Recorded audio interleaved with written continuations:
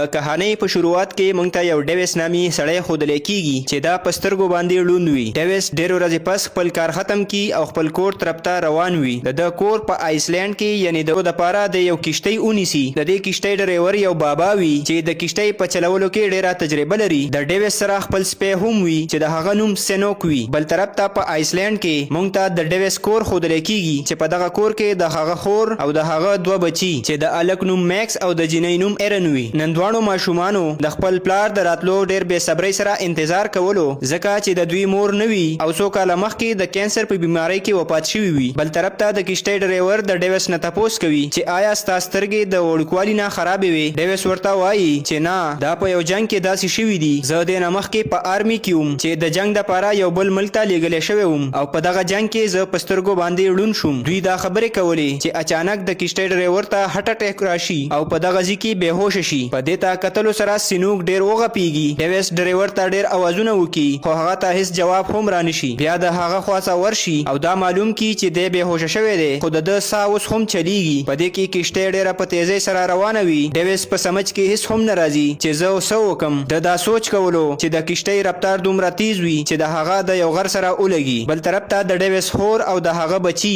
د ډیویس پیک کولو دپاره د دغه اوبو غاړې ته راغلي وي. ډېر انتظار نه پس چې د دوی پلار رانشي نو دا خور یې پولیس ته کال وکړي. بل طرف ته ډیویس ښودلی کیږي چې هغه ډېر وخت پس په هوش کې راشي. هغه ته پته ولګي چې کشتۍ د سایډ سره جنګېدلې ده. په دې کې په دوی باندې شپه شي او بل طرف ته پولیس هم راشي. د ډیویس خور پولیس ته وایي چې زما رور ړوند دی، هغه ته څه نه ښکاري او هغه ته رنګ هم نه کیږي. پلیز د هغه دپاره څه بندوبست وکئ او هغه تلاش کوي. پولیس ورته وایي چې موږ ریسکیو اپریشن سټارټ کوو او ډېر ژر به یې فتح ولګي. بل طرف نه ډیویس هم کال کوي خو دغلته سیګنل نه وي او د ده کال میلاو نشي. په کشتۍ کې لګېدلې ریډیو باندې هم د رابطې کوشش وکړي خو د هغې هم څه پیدا ونشي. بل طرف ته پولیس د ډیویس خور ته وایي چې موسم ډېر زیات خراب دی او موږ هلیکاپټر باندې اپریشن نشو کولی. په دې په وجه موږ به سبا سحر خپل اپریشن سټارټ کوو. چې سحر شي ډیویس په دغه کشتۍ کې د خوراک څه ګوري او څه لږ معمولي شان خوراک دته میلاو شي. په دې کې دته یو تمانچه او شیشه هم میلاو شي. بل طرف ته د بچي هم ډېر خفه وي او دوی نه پوهېده چې زموږ پلار مړ دی کو ژوند دی. بل طرف ته ډیویس سینوک ته وایي چې د مدد هیڅ پته نه لګي، موږ به خپل څه کوشش کوو، موږ سره دومره ټایم نشته او ته به زما مدد ضرور کوې. چې سینوک دا واوري نو د ده نه مخکې شي او ځنګل طرف ته روان شي. بل طرف ته پولیس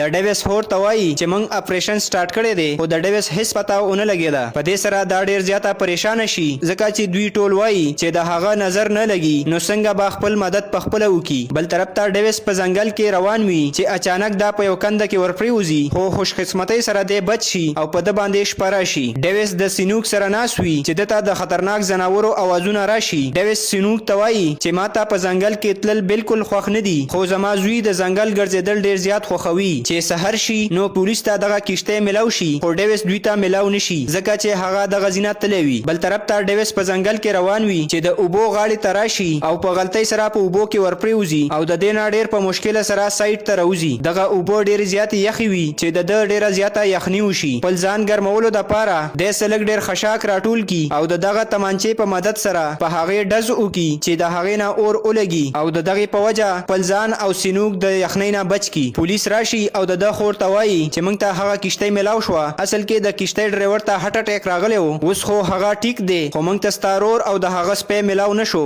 میکس خپلې خاله ته وایي چې اوسه پورې خو زموږ پلار پیدا کول پکار وو. نو هغه ورته وایي چې پولیس خپل کوشش کوي او ډېر ژر به یې فتح ولګي. خو میکس ورته وایي چې د هغوی سره هلیکاپټر شته، سپي شته، نو دومره ټایم ولې بیا اخلي. په دې ویلو سره هغه خفه شي او خپله روټۍ پرېږدي او کمرې طرف ته روان شي. سبا سحر میکس خپل بیگ پیک کی او د خپل پلار د تلاش کولو دپاره وځي او خپل خور ایرن هم د ځان سره بوتلل غواړي. ایرن ورته وایي چې تو پاگل شوی یې، خاله به مونږ فری نه دي. میکس ورته وایي چې هغې ته به مونږ خط پرېږدو، زموږ مور خو هسې هم نشته، هسې نه چې پلار هم رانه جدا شي. دې په وجه ایرن هم د هغه سره د تلو دپاره تیاره شي. دوی دواړه ځنګل طرف ته روان شي. د ډیویس خور ته چې دغه خط میلاو شي نو هغه ډېره زیاته پریشانه شي خو د هغوی د کور نه ډېر لرې پورې تلي وي. بل طرف ته ډیویس او سینوک په ځنګل کې روان وي. سینوک ورته په زور زور غاپي ځکه چې په دغه لار کې یو کنده وي او د ډیویس د دغه کنده نه بچ کول غواړي. ډیویس هم د سینوک په غوپا سره پوه شي او ډېر په مشکله سره د دغه کندې نه واوړي. بل طرف ته د ډیویس خور پولیس ته وایي چې میکس او ایرن هم د خپل پلار د تلاش لپاره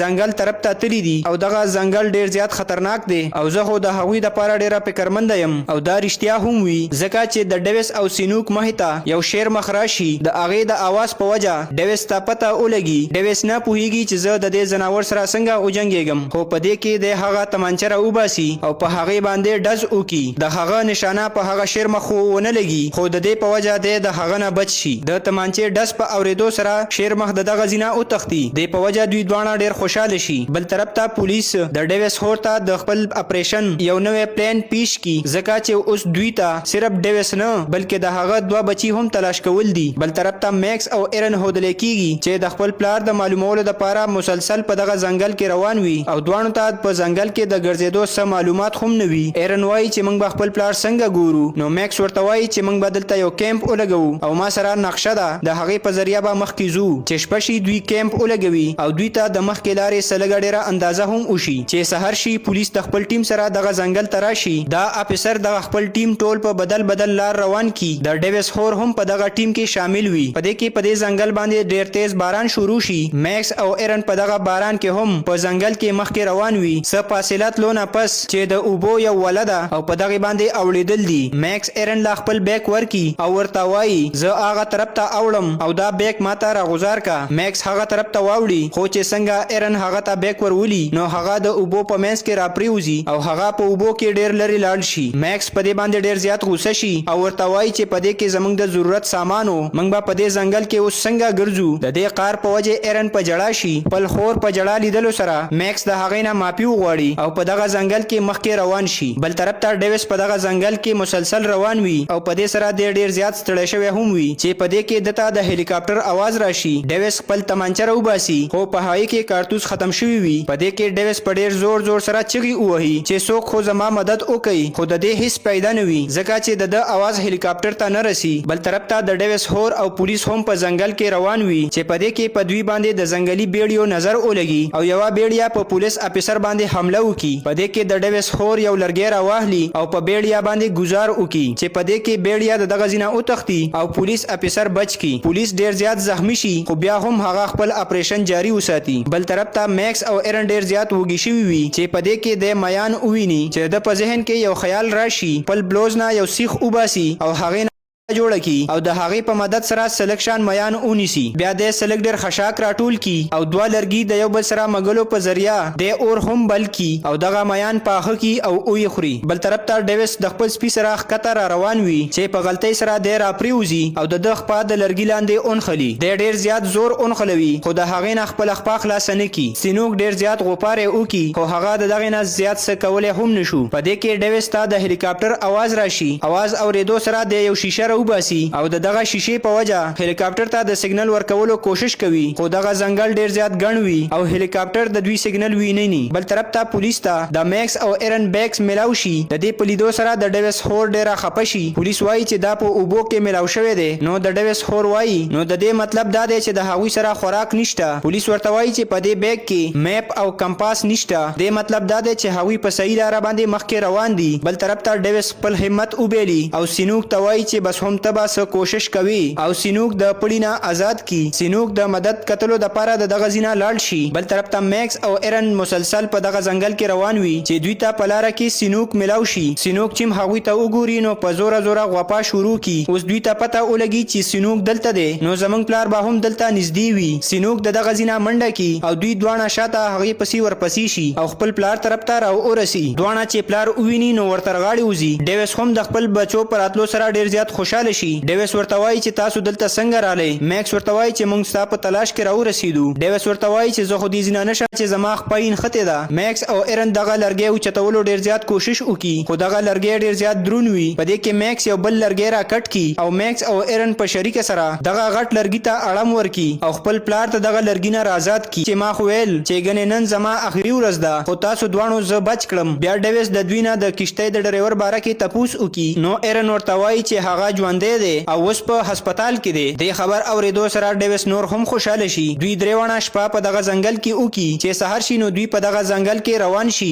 بل طرف ته ډیویس هور د افیسر نه تپوس کوي چې د هغوی څه پته ولګېده. پولیس افیسر ورته وایي چې موږ به نن بیا خپل اپریشن جاری کوو. بل طرف ته دغه درېونه په ځنګل کې روان وي او په اوبو باندې د اوړېدو کوشش کوي. په اوبو باندې د اوړېدو نه ډیویس ډیر زیات یریږي خو میکس او ایرن خپل پلار ډیر په هوښیارۍ سره په دغه اوبو باندې واړوي. څه فاصلات لو نه پس دوی د هلیکاپټر आवाज واوري. ډیویس په تادې سره شیشه راوباسي او میکس لیور کی چې په دې باندې هلیکاپټر ته سیګنل ورکا. میکس هلیکاپټر ته سیګنل خو ورکی خو د هغې څه فایده ونه شي ځکه چې هلیکاپټر دغه ځینه اوړېدلی وي. دوی ډیر زیات خفه شي. پولیس افیسر د ډیویس هور ته وایي چې د هلیکاپټر پایلټ ویل چې موږ ته په ځنګل کې څه سیګنل میلاو شو خو موږ ته د هغوی خواته تلو دپاره فیول کم او موږ واپس راغلو. د ډیویس هور چې دا خبره واوري نو ډیره خوشحاله شي او وایي چې ما ته پوره یقین دی چې هم هغوی به دغلته وي. په سبا دوی بیا اپریشن سٹارټ کوي. د ډیویس هور هم ورسره وي او هم هغه ځای ته لاړ شي خو دغه درېونه هغوی ته میلاو نشي. پولیس افیسر بار بار هارن وهي. دغه هارن سینوک واوري او په هغې پسې شاته شاته ځي او په اخره کې دوی یو بل سره میلاو شي. د ډیویس هور دغه دواړو ماشومانو ته ورتر غاړې وځي ځکه چې دا د دوی دپاره ډیره خفه وه او چې کله خپل رور وویني نو هغه ته هم ورتر غاړې وځي او په ژړا شي ځکه چې دې ته داسې لګېدله چې ګنې زما رور مړ شوی و. ډیویس د دې ټولو شکریا ادا کړي. دوی ټول په هلیکاپټر کې کینی او خپل کور طرف ته روان